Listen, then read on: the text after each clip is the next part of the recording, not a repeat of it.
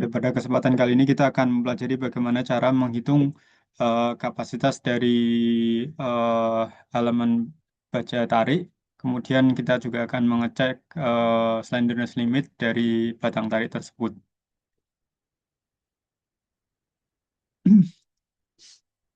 Hal yang pertama kita harus cari tahu adalah steel section dari batang tarik. Di sini kita punya IWF 450 kali 200.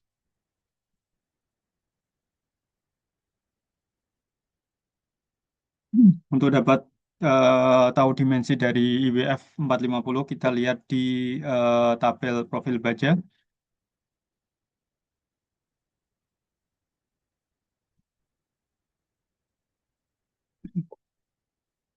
Pertama kita dapatkan nilai section area atau gross areanya.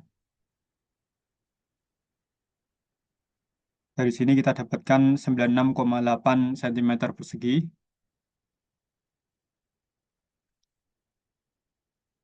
atau 9680 mm persegi. Kemudian kita cari nilai tebal dari flanknya.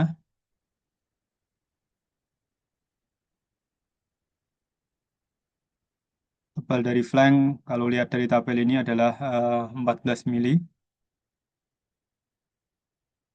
Kemudian nilai D ini adalah depth-nya. Kalau kita lihat di sini, D itu adalah depth dari section-nya, yaitu 450.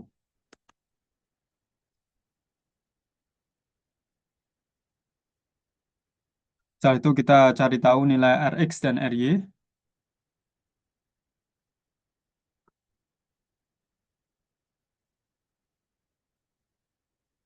Rx sama Ry itu adalah radius girasi. Kita dapatkan nilai Rx-nya 18,6 atau 18,6 cm atau 186 mm. Sedangkan Ry 4,4 cm atau 44 mm. Setelah itu kita cari tahu steel grade-nya. Eh, kita menggunakan GIS SS400 itu punya nilai FY dan FU. Kita lihat di tabel lagi.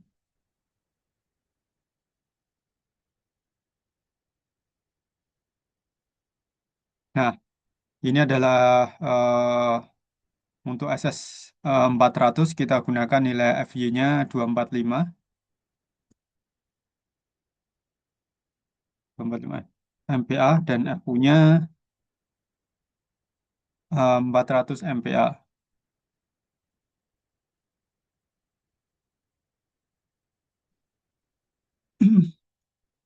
Nah, untuk menentukan atau menghitung kapasitas tarik, kita punya dua kondisi. Yang pertama adalah cross section yielding, dan yang kedua adalah net section fracture.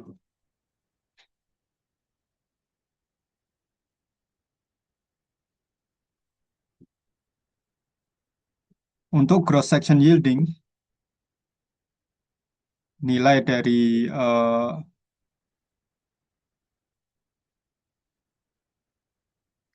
kapasitasnya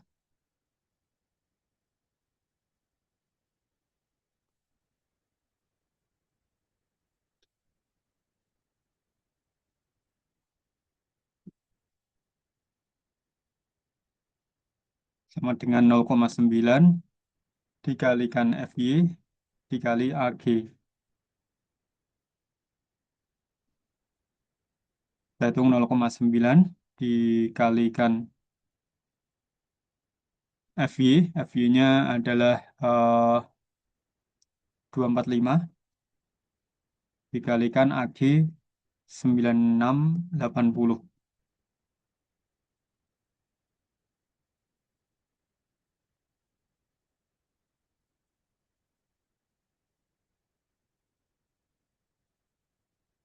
Kita dapatkan angka di 2134,440 Newton.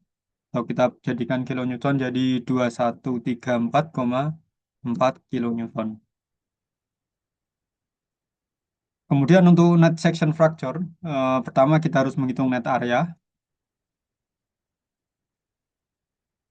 Untuk menghitung net area, kita harus cari tahu terlebih dahulu nilai dari DH, tergantung dari DB atau diameter baut. Kita punya diameter bautnya kalau dari soal adalah 22 mm. Dari sini kita dapatkan nilai DH itu adalah 22 ditambah 3,2 mm, jadi 25,2 mm. Kemudian AN itu adalah nilai AG dikurangi luas yang hilang akibat dari lubang baut. Jadi di sini ada 4 kali eh, 4 kali DH dikali TF.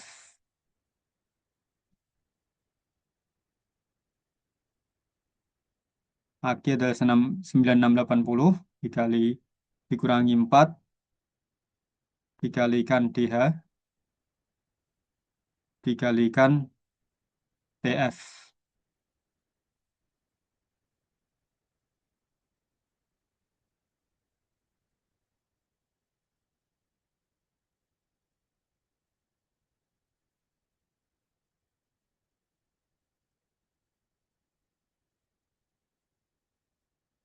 Kita dapatkan di angka 98268,8 mm persegi. Setelah dapatkan net area, selanjutnya adalah kita mencari tahu nilai shear lag factor. Untuk mendapatkan shear lag factor, kita lihat di tabel ini di bab 16.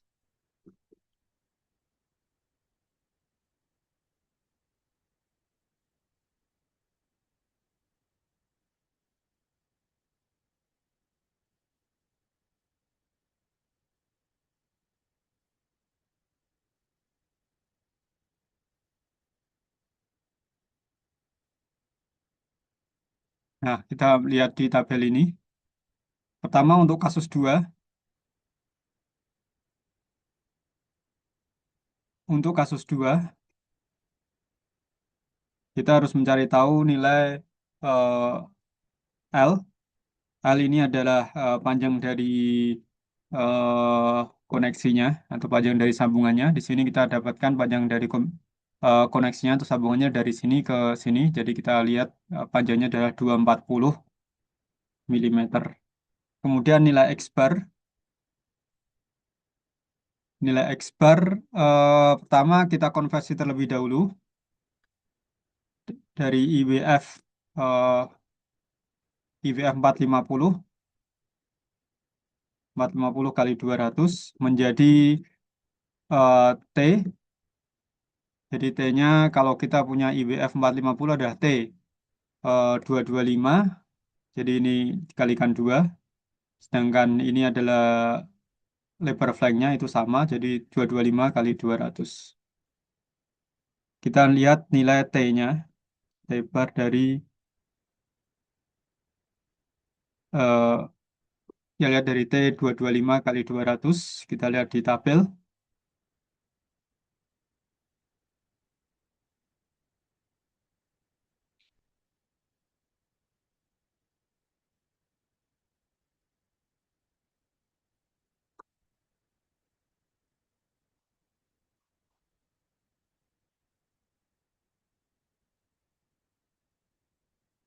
Ya, ini adalah T 225 kali 200. Kita tahu bahwa nilai Y, X bar itu adalah dari sini, dari atas ke eh, center of gravity.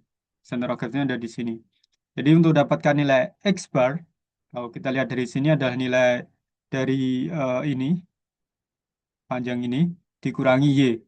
Nah, panjang dari ini itu adalah 225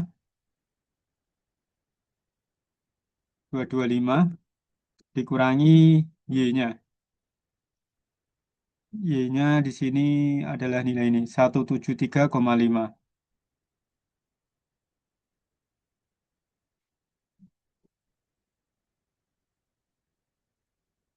kita dapatkan 51,5. Nah, jadi di sini nilai X bar-nya adalah 51,5 mm. Nah, kemudian kita bisa langsung menghitung nilai U atau select faktor. Nilai U untuk kasus 2 adalah 1 dikurangi X dibagi L. 1 dikurangi X-nya 51,5 dibagi 240. Ini 0,785. Kemudian kita juga lihat di kasus yang ke-7. Kalau kita lihat ini memenuhi kasus ke-7 yaitu untuk IWF. Nah, kita karena eh, koneksi di flanknya ada 3 baut, kita gunakan yang kasus pertama. Pertama kita tentukan nilai BF-nya.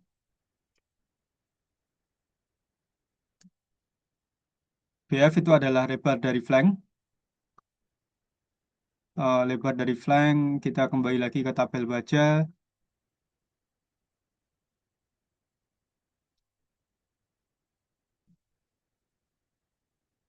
Nah, lebar dari flanknya itu adalah nilai dari B, yaitu 200.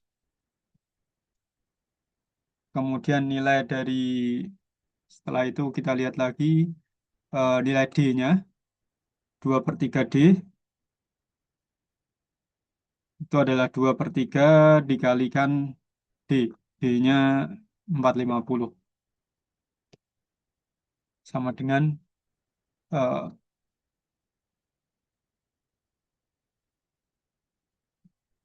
300. Nah, karena nilai BF kurang dari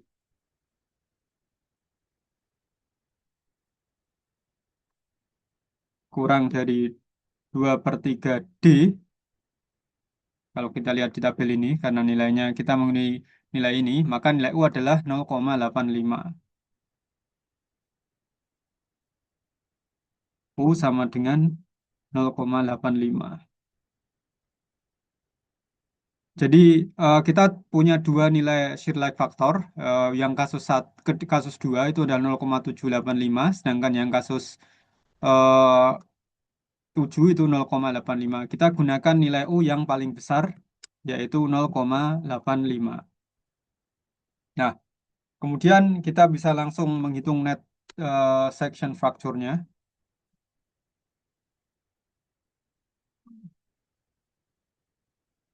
yaitu 0,75 kalikan FU kalikan AN kalikan U. Jadi kita punya 0,75 kalikan FU. FU-nya 400 dikalikan nilai AN. Ini adalah nilai AN-nya dikalikan nilai U 0,85.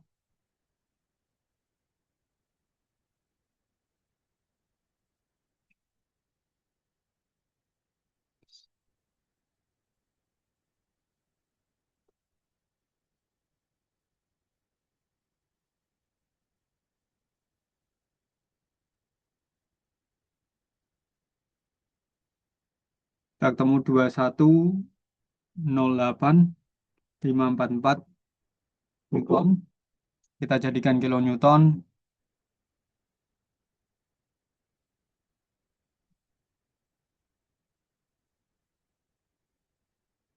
Nah, kita punya dua nilai kapasitas. Pertama adalah yang yield section cross cross section yielding 2134,4, dan yang kedua net section fracture 21,2108,5. Jadi kita dapatkan desain axial capacity itu adalah yang terkecil dari dua nilai. Jadi kita gunakan nilai ini, yang net section fracture. Jadi ini adalah kapasitas tarik dari elemen bajanya. Nah, kemudian langkah selanjutnya adalah kita cek slenderness limit.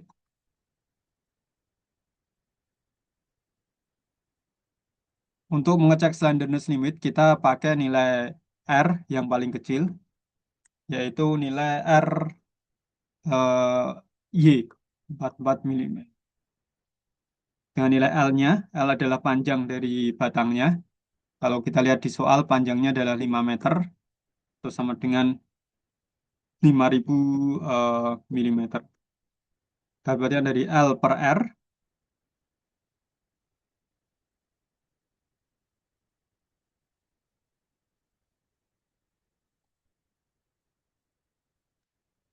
ini kurang dari 300. Jadi kalau kita lihat berdasarkan persyaratan memenuhi ya. Oke. Nah, jadi di sini kesimpulannya adalah untuk desain axial capacity, kita cari yang terkecil di antara net section factor dan cross section yielding. Cross section yielding kita ketemu nilai 2108,5 kilonewton, sedangkan slenderness limit L per R itu harus kurang dari 300. Nah, sekian untuk menjawab soal batang tarik ini.